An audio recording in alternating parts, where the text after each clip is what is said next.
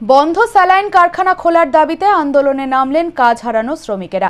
কারখানা চালু করে শ্রমিকদের কাজে ফেরানোর জন্য চোপড়াতে বিডিওর কাছে দাবি জানিয়েছেন শ্রমিকেরা। বিডিওর মাধ্যমে রাজ্যের মুখ্যমন্ত্রী এবং উত্তর দিনাজপুর জেলা শাসকের কাছেও একই দাবি জানিয়েছেন তারা। উত্তর দিনাজপুরের চোপড়া ব্লকের সোনাপুরে পশ্চিমবঙ্গ ফার্মাসিউটিক্যাল নামে একটি স্যালাইন কারখানা তৈরি হয়েছিল।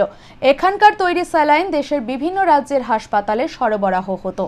গত বছর এই কারখানার তৈরি স্যালাইন ব্যবহার করে কর্ণাটক রাজ্যের 4 প্রসূতির মৃত্যু হয়।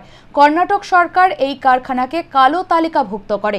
প্রসূতির মৃত্যু হওয়ায় গত 11ই ডিসেম্বর কারখানাটি বন্ধ করার নোটিশ টাঙিয়ে দেওয়া হয়। যদিও পশ্চিমবঙ্গে বহাল তবিয়াতে এই কারখানার স্যালাইন ব্যবহার হচ্ছিল।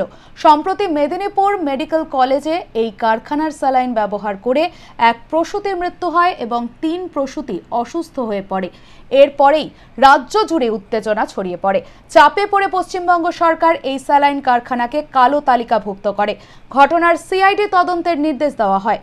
পশ্চিমবঙ্গ ফার্মাসিউটিক্যাল স্যালাইন কারখানায় প্রায় 300 শ্রমিক কাজ করত। 2 মাস যাবৎ কর্মীদের বেতন বন্ধ রয়েছে। এবার বন্ধ কারখানা খোলার দাবিতে আন্দোলনে নামল শাসক দলের শ্রমিক সংগঠন।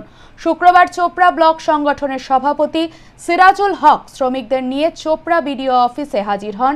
কারখানা খোলার দাবি জানিয়েছেন তারা।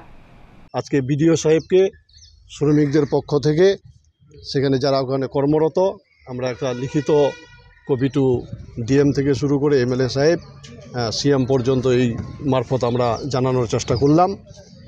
তার সাথে সাথে অবিলম্বে এটা সরকারি তদন্ত করি যাতে অবিলম্বে এই ফ্যাক্টরিটি খোলা হয়, এই আশ্বাসটা আজকে আমরা বিডিও সাহেবের কাছে চেয়েছি। এটা যেহেতু ওখানকার শ্রমিক, আমাদের আইএনটিটিসির শ্রমিক হিসাবে ওখানে ইউনিয়নটা চলছে, তারা আমাদের জানিয়েছিল। এই জানানোর পর আমরা সংগঠনগতভাবে বিভিন্ন জায়গায় বিভিন্ন দপ্তরে এই বার্তাটা আজকে আমরা দেওয়ার। আগামী দিনে শ্রমিকগণ আবার হয়তো উচ্চতর নেতৃত্বের কাছে এটা আবার আবদার করবেন যে অবিলম্বে এটা সুরাহা